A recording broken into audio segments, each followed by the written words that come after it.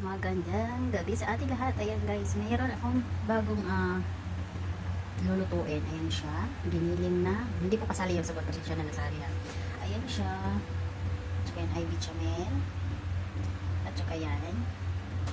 Gagawa daw po ako ng lasagna. Meron tayong cheddar and mozzarella. Ayan guys, gagawin na natin ito ngayon. Ang gagawin is ito, si bechamel. Ayan. Ito guys. Parang ano lang, macaroni bechamel. Macaroni bechamel. Parang ganun lang. Kaso lang ito ay ayan siya. Sunod natin guys. Sobrang haba pala niya. Oh my god. So kanya na. Ayan siya guys. Ayan na nga siya guys. Kailangan ko siyang hatiin kasi sobrang haba niya at maliit lang yung aking tray. Ayan siya. Hindi siya pwede ng gunting. So, kailangan siya ng kutsilyo. Ayan. Isusunod na natin yung karne. Ayan na siya, guys. So, nailagay ko na yung karne. Ayan, guys. Isusunod na naman natin ito. Diba? Para lang tayo naglalaro. Lalagay natin si bechamel. Yung sauce. Ayan.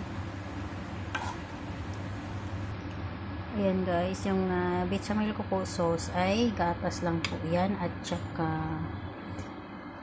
butter. Siyempre po butter muna, tapos lagay yung flour. Pagkatapos nang ilagay si milk. Si milk, alam niyo yung fresh milk ko. Tapos lagyan po natin ng asin, paprika, black pepper. Ayan, yun siya. Pangalawa kung nilalagay, ayan siya po. Kung ano yung nilalagay natin sa, kung paano natin ginawa yung sa pinakababa, gano'n din po yun sa pangalawang lagay. Hanggat sa mapuno, ayan na po, napuno na siya. At ilalagay ko na siya sa oven.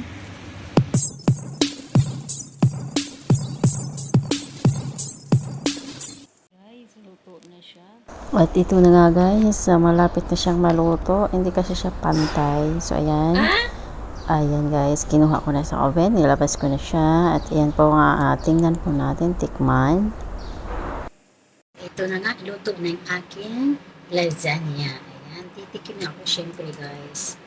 Hindi naman pwede yung sila yung kakain, diba? Titikim din ako. Ayan guys, luto na siya.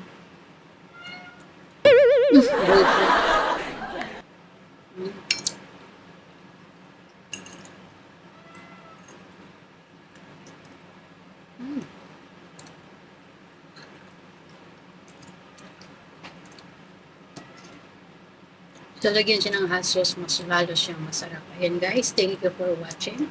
Sana ay ayan, meron kayong tip kung paano gumawa ng lasagna. Ayan lang guys. Diba, gisahin lang natin yung karne. Ayan guys, thank you for watching.